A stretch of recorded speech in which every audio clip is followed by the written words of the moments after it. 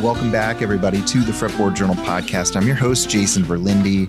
As always, John Rauhaus is playing in the background. I hope everyone's doing well. Happy holidays to everybody out there. Remember, everybody, the Fretboard Journal makes a great gift. And if you already have given the Fretboard Journal as a gift, registration to our 2026 Fretboard Summit makes an even better gift. The dates are August 20th to 22nd. It's in Chicago, as always, and I would love to see you there. And today on the show, I'm talking to the one and only John Reischman. We had him in the magazine back in our 28th issue. We've done videos with him over the years, and I'll include links to all that fun stuff.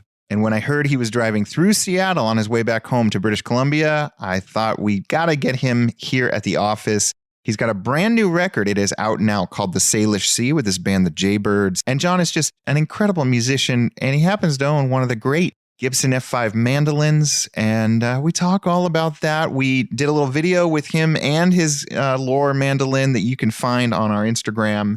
I'll be posting that shortly, but go check out the Salish Sea, hear the story, and I hope you enjoy it. And speaking of John Reischman, he is one of the many talented instructors over on this week's sponsor's website, Peghead Nation. You can use the discount code Fretboard when you check out and get your first month free over there. I know a lot of us are trying to become better players in 2026.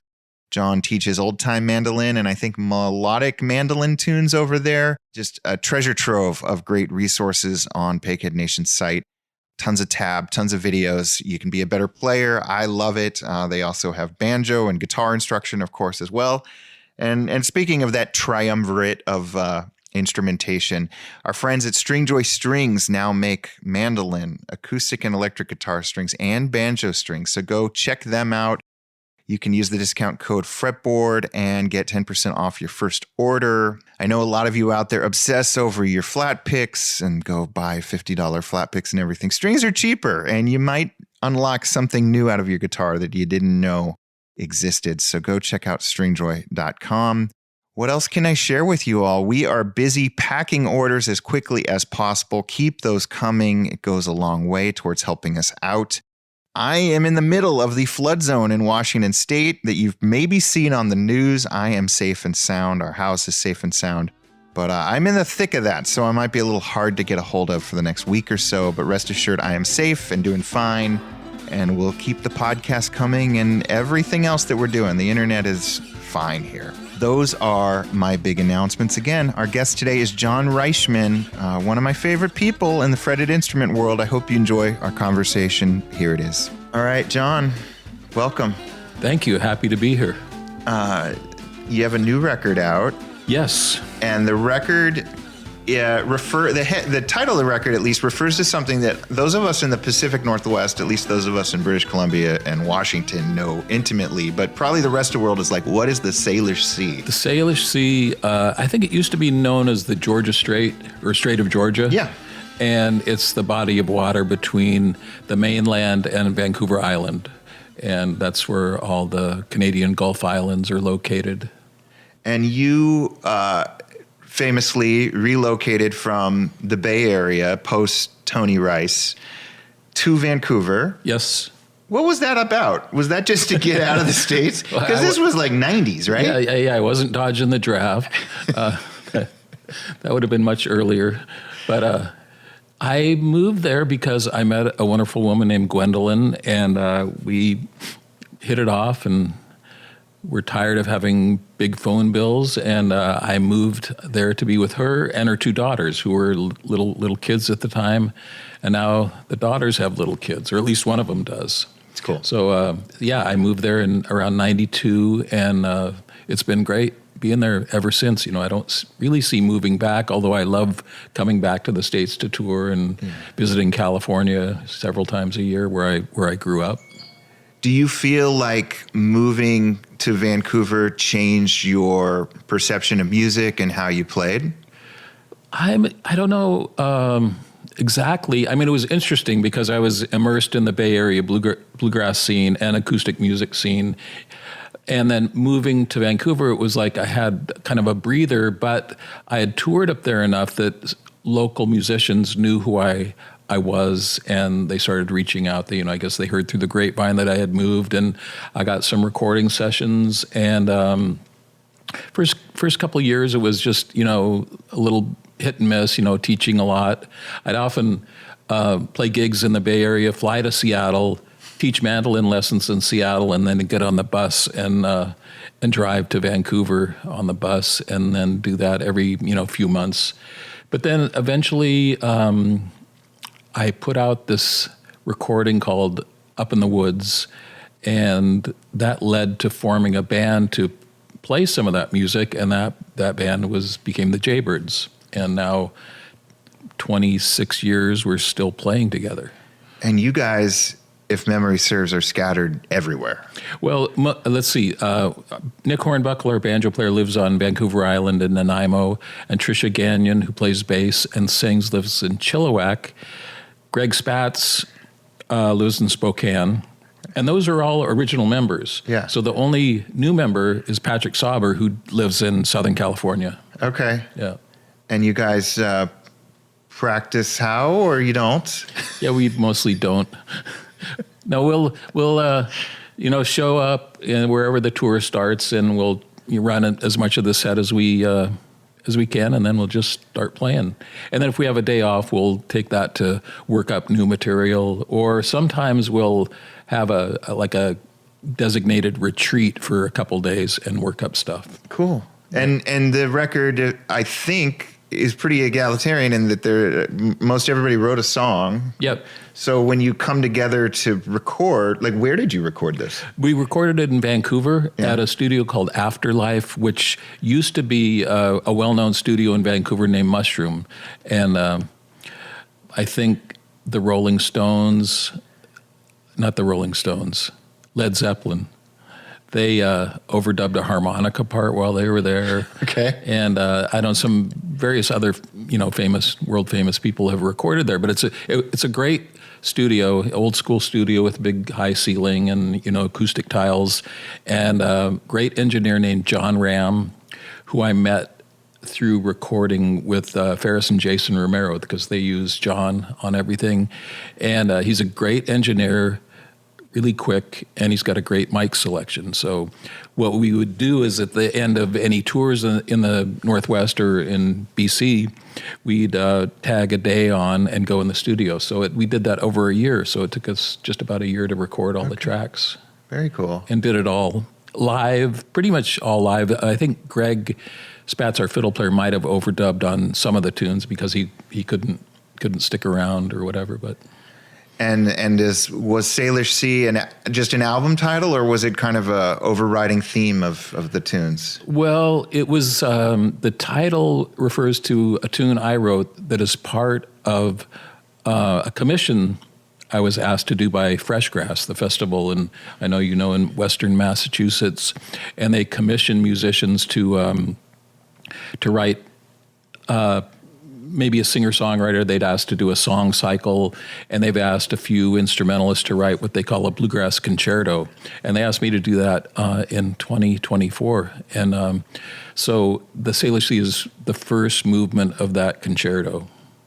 What was that? I mean, let's talk a little bit about that, because that is such a luxury that never is bestowed upon anyone, of here's some cash, go off into the woods, go off wherever you need to go, and come back with something amazing. Where did you begin?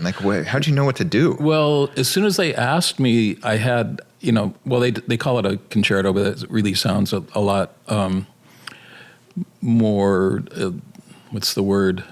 It's really just three tunes is how I look at it, that are interrelated key-wise, but they set out kind of an outline out to say that, the concerto form is three movements, and typically the first one is up-tempo, and then there's a slow movement, and then the final movement is up-tempo again with sort of a cadenza. So I just kind of kept that in mind, but I thought of, how I would like to interpret those different movements, and I had ideas about each one.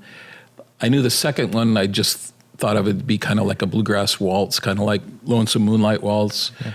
And the first one I thought it would be a bit more old-timey sounding, but it ended up being more like a new acoustic tune, and that's the tune called the Salish Sea. Okay. And then the third one is just a kind of up-tempo bluegrass tune in G, but it has this section in it where I improvise, which also kind of relates more to new acoustic music. It goes to E minor, and I just improvise over, till I get tired of it, and then I go back to the melody. I'm really happy with how it turned out, and we performed it there, and it was the Jaybirds. I showed them all the tunes, and we started rehearsing those, and then Daryl Anger was going to be at the festival when we performed it, and I asked Sharon Gilchrist, old friend of mine who is a great mandolin player, to play second mandolin on two of the tunes. So it's the Jaybirds augmented by Daryl and Sharon, and I guess the twin mandolin thing is kind of inspired by David Grisman's first record, his bluegrass record, where there's these bluegrass tunes with two mandolins, and they're major key and sound very happy. It's a bit different than how you think of dog music, being a lot of that so minor key oriented. But this is a little jollier, I guess. You're one of the few bluegrass. I mean, there's obviously the bluegrass canon from the South where there's some song titles that refer to actual places, but you really paid homage to the Pacific Northwest, Salt Spring, which we wrote about in the magazine, and now the Salish Sea, and I think in the album there's a tune around a pub that you like. Yep, which is the Crow and Gate. What's magical about where is that? And it's on Vancouver Island. It's just south of Nanaimo, and it's just like it's out in the country, and it just has the vibe of an English pub. Yeah, with two big fireplaces. So I came up with a tune. I thought it sounded a little Celtic. And I don't know. Just thought, it's hard to name tunes sometimes. So you just go with the first thing. But you do pay tribute to your surroundings. Yeah, I do. Well, I mean, that makes sense to me. Yeah. Salt Spring was very obvious because I was on Salt Spring Island when I wrote the tune. Yeah. So sometimes I struggle. I started keeping a list of potential tune titles. Okay. And one of my favorites was I was talking to Trisha Gagnon on the phone in the wintertime, and I said, well, how's it going? She says, oh, it's really cold out here. There's ice on the dog water.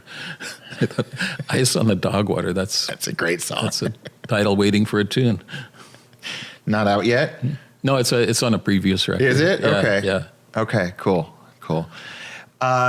Your band has stayed together for an incredibly long time, and you and this mandolin, which I know we've talked about many times, have been together for an incredible time. Can you give us the story again? People love this mandolin. About this mandolin? Yeah. Well, once upon a time, in 1981, I was living in the Bay Area and playing at Paul's Saloon with the Good Old Persons, the band I used to play with. And I think Lori Lewis was sitting in with this, and she said, hey, there's a Lloyd Loar for sale at Leo's Music, which happened to be the same music store I bought my first Gibson mandolin, which was an F2, and that was maybe 5 years before this. And anyway, I went over to check it out, and I don't even remember if I was blown away by the sound, but it was a Lloyd Loar that was for sale, and I started trying to, figure out how I could raise the money. Sure. I had a nice mandolin, and I had a 1939 D18 that I kind of lucked into. So I could sell those, but I still needed, $5,000, and wrote to some rich relatives. That didn't work out.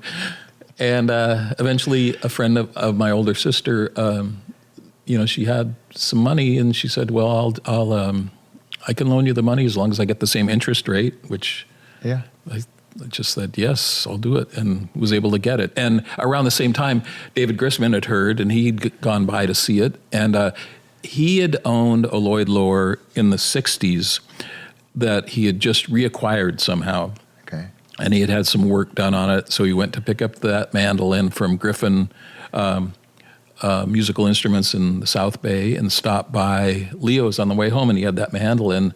And it turns out this was one serial number away from that mandolin he had reacquired, which is kind of a good mandolin nerdy factoid. And they said, well, there's another person looking at it, this young guy named John Reischman. And he told me later, he said, well, he thought, I've got a few of these. If John can get it together, you know, that's great. And if not, I'll revisit this. And I was able to get it together. And Tony Rice, who I was playing with at the time, he was very encouraging for me to get it. So I got it, and it turned out the mandolin I had been playing had a radius fingerboard, pretty severe radius fingerboard, and I was very used to it. It felt good to me, and I wanted to change the board, but it was all original, and I thought, I can't do that. And then it turns out the original fingerboard on some of those Loars don't intonate quite as well as they should, so that sort of justified swapping out the original fingerboard for a complete new fingerboard. And it's the guy who did it, did a fantastic job. Someone I've heard of? His name is Mike McCarthy. No. Yeah, I don't know who that is. He used to work for Hideo Kamamoto's, which was a well-known shop in Oakland. And he had a twin brother, I think it was Pat and Mike, and Pat worked on basses and Mike worked on guitars, and he matched the original binding. He made the new binding look just like the original, so it was yellowed in the same place, and it's been completely great ever since then. And I have the original board. I have all the original parts. Yeah. You would need to restore it. These are like Strad violins at this point. Like very few of them that are played are 100% original, right? Yeah, I think that's true. I know. When Chris Thiele got his Loars, he wanted to put a new fingerboard on there. Yeah, that's the main culprit, the fingerboard. Yeah, I think so.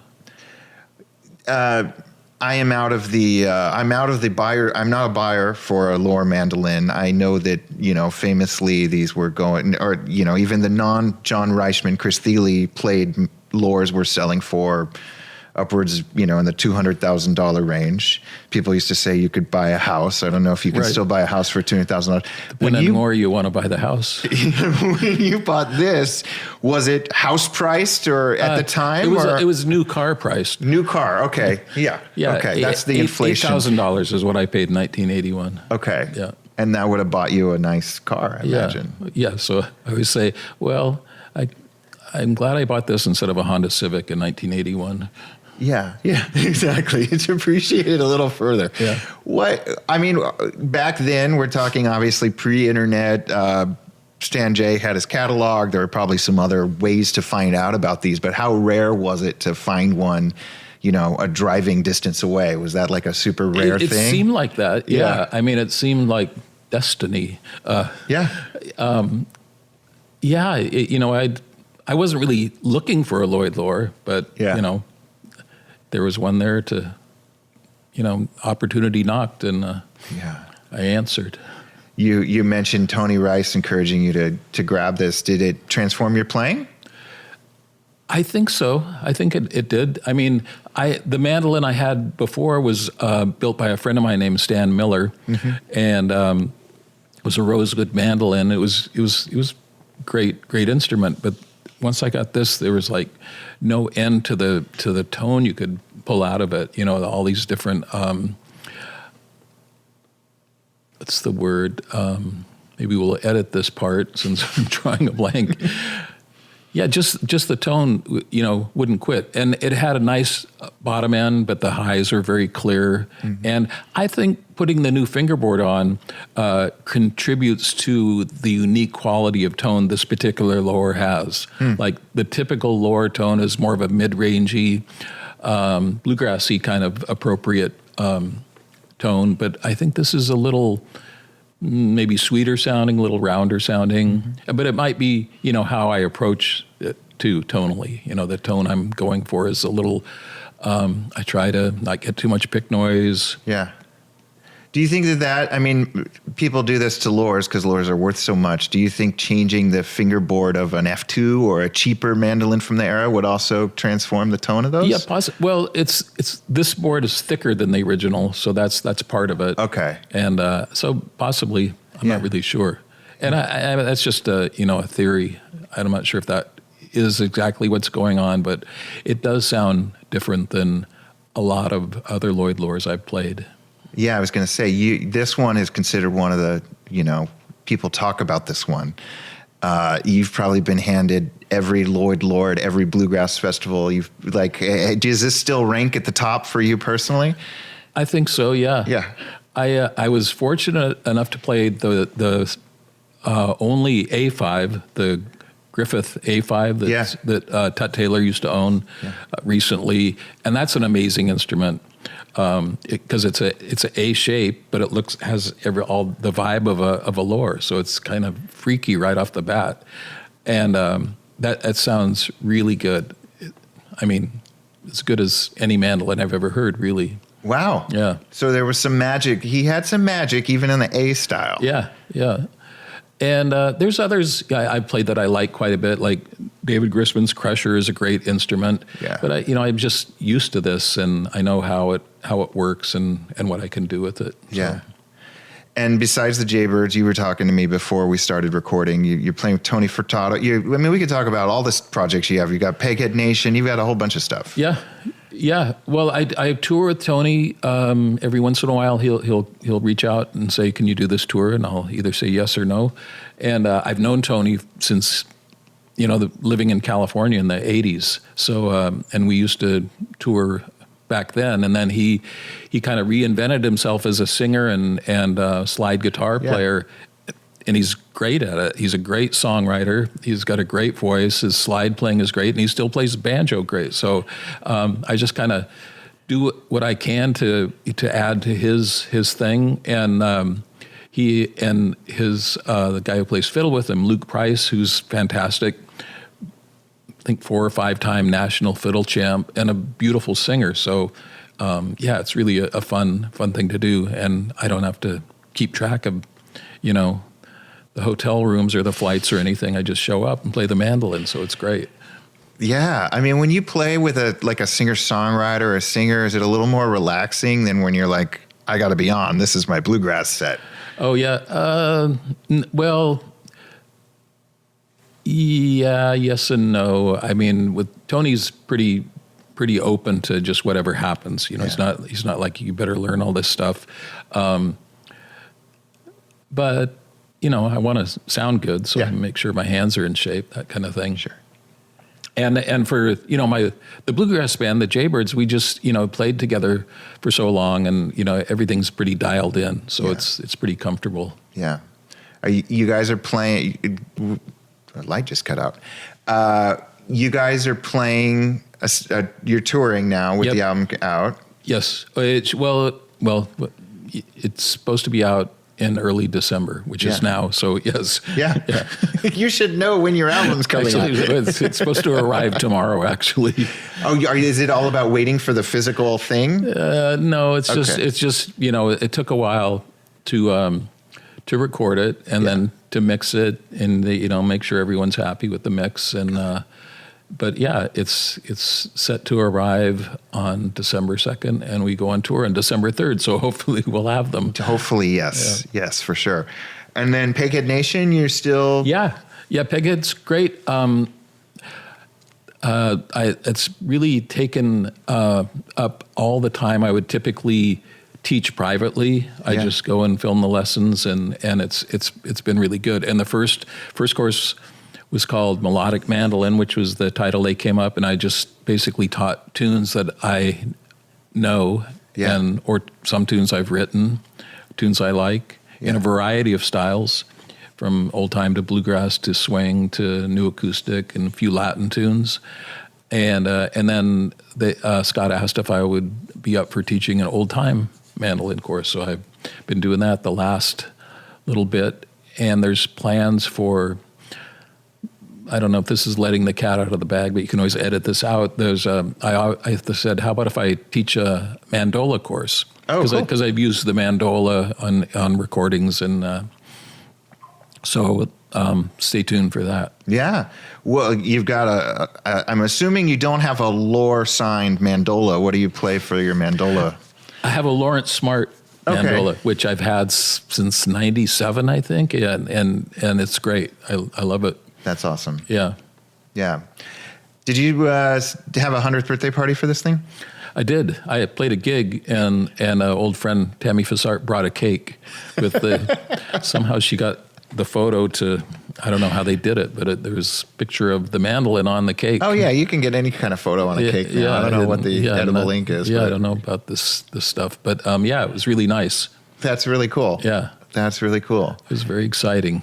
I love it. And we were just talking before we hit record. Among your many credits, you were on that Nico Case record. Yeah, way back when. I can't even remember what year that was, but someone reached out and they said, "Can you play on this recording?" And she wasn't there. I was just overdubbing. Oh, and then okay. I met her later, and she was a super nice person. And then I haven't really seen her since. I think she left me a note that at a gig where she had something for sale, and she knew I was going to be playing there. Yeah. And we follow each other on Instagram, so that's the extent of it. Wow. Well, you guys got to reconnect. Yeah. Have you both at the Fretboard Summit? You'll finally be able to play together. Yeah. That sounds good. Okay. It's in August. Yeah. Are you around in August? Well, potentially. Okay. Yeah. Well, we can make that happen. I was just telling her about it. Yeah. So. Okay. What does the rest of your 2026 look like besides the potential Fretboard Summit gig? Yeah. Well, we're playing Wintergrass. That's good. The Jaybirds are playing Wintergrass in February, and then some tours in California. And the summer is kind of coming together right now, so we'll see. And a lot of workshops, a lot of, let's see. There's several I do pretty much every year, and one is in Grass Valley, California, that precedes the Father's Day Bluegrass Festival.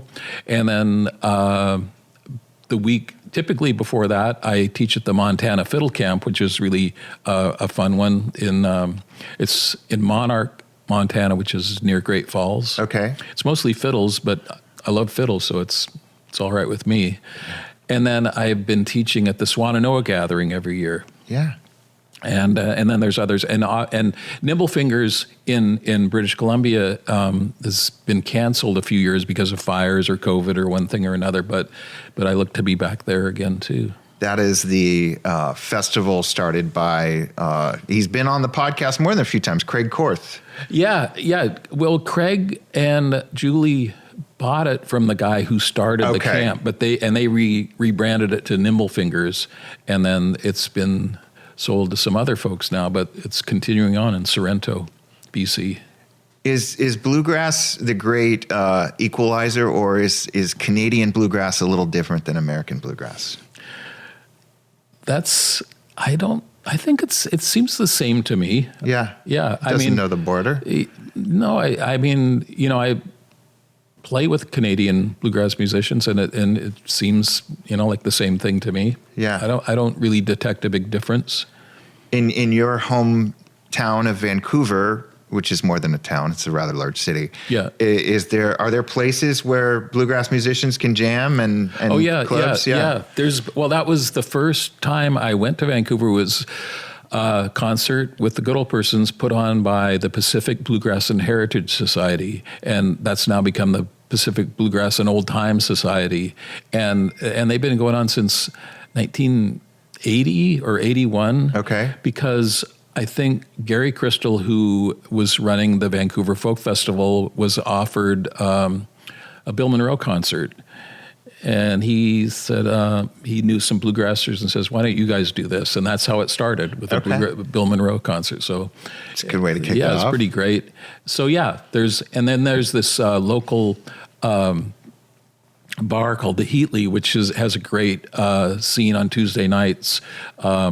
It's primarily the band includes a guy named Mark Kiliansky, who's a great guitar player and singer, and Trent Freeman, I played a lot of music with. He's a wonderful fiddler who leads the Fretless. Mm-hmm. I don't know if you're familiar with them, but I think they call themselves a folk string quartet. Okay. So they do. I think they started up primarily like, Celtic fiddle tunes, but they do a wide array of music. And I actually hired him to play on one cut on my last solo record, which is turned out great. Trent arranged it, so yeah, it's good.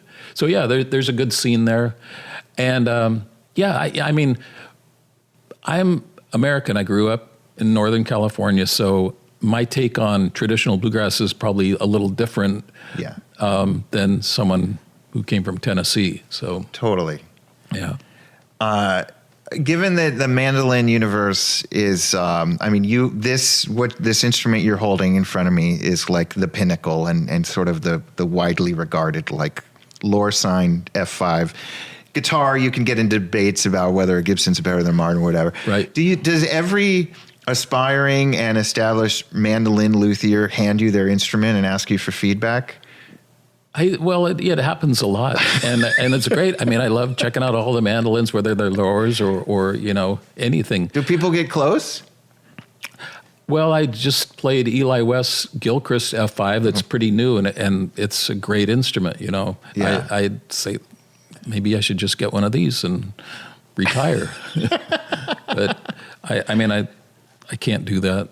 No, I feel like you guys are a couple. Yeah, that's why we say it's a partnership. People talk about the tone, and it's a great sounding mandolin, but I think I can get something out of it that's not everyone can. Do you have any modern mandolins that you have? Yeah, I have a Michael Hayden F5 that's great. It sounds great. It's a bit different sounding than this. They're not interchangeable, but I do play the Hayden on occasion, and it's a beautiful instrument. The wood is just incredible.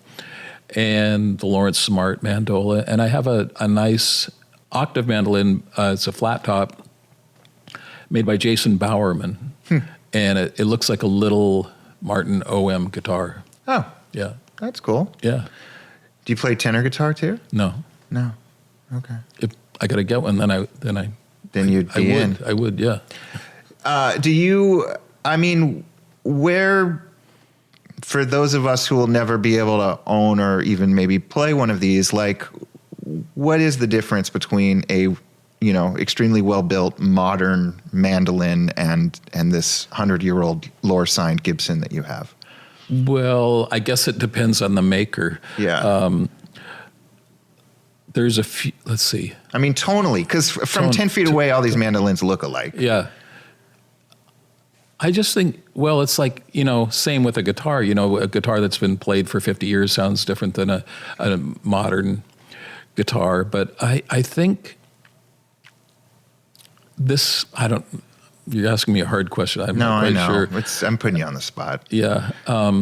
It's all the things. I think there's modern makers who get a similar Gibson Lloyd Loar tone. Yeah. And then there's modern builders who get this. People refer to them as having more overtones, and maybe that's where the Michael Hayden one fits in. It's just sounds great by itself, solo. But there's some mandolins like that they don't really work in a band context. So it's kind of like playing an A model mandolin with a round sound hole. Sure. Doesn't work as well in a bluegrass band, but it sounds great just in a duet setting, maybe. Yeah. And obviously, the magic of these instruments is they were made before bluegrass was even a thing. So it's sort of a chicken or the egg question. Right, yeah, true. Yeah. But I feel very fortunate that, I was able to get it together way back when. And now I have to think about what's going to happen, because I want my family to, benefit from its value, but I want it to make sure it goes to someone who plays, so it's not just a collector. And so yeah, what do those conversations look like? Well, I talked to my daughter, who's into the younger daughters. She was a mandolin player for a while, and she really loves the music, and she's pretty smart about these things. And she was talking about how Stradivariuses are made available to aspiring players for a couple of years. So maybe something like that. Yeah, that's really. If you can pull that off, or they can. Yeah. That's amazing. There are these iconic instruments, Tony Rice's Antique being one of them, where it's sort of like, what is going to happen with this? Yeah. Yeah. Well, I think of all these young players like they're deserving. They should have this, but how do you choose one person? So Yeah. I just trust that, my family will make the right call, and we'll talk about it more. Yeah. It's not impending. I don't need to worry No, about it. good. Wait, you're good. Yeah. Doctor says you're fine. Yeah. Everything's good. Yeah. No, I mean, the investment an aspiring mandolin player has to make, considering how much, frankly, money most mandolin players make, is a huge undertaking to buy a great mandolin. It's true. For most. Well, that's what's great, that there's so many good builders now. Yeah. There's the Nuggets are fantastic instruments. There's Michael Hayden, Stephen Gilk. I better stop naming names because I'll forget someone. But a lot of folks. I think the Red Diamond mandolins sound pretty fantastic too. Yeah. He's been in the magazine. Yeah. Well, you mentioned a solo record. Is there any more solo material coming out? Well, yeah. Fresh Grass has a studio there in North Adams. They do? They're taking over the world. Yeah, I know. Yeah, they have a really, really great state-of-the-art recording studio, and they do some performances there. And they have offered me studio time to record the concerto. So the full three movements will be on an upcoming solo record, maybe next year sometime. Okay. The studio, we're scheduled to go back there in March and record it. And then I have a few other ideas about how to augment that with additional material. All right. I thought initially just putting it out just like as an EP, just the concerto itself. But, I have other ideas too. I love it. Yeah. Well, I'm excited to hear what awaits. And can we hear this? Sure.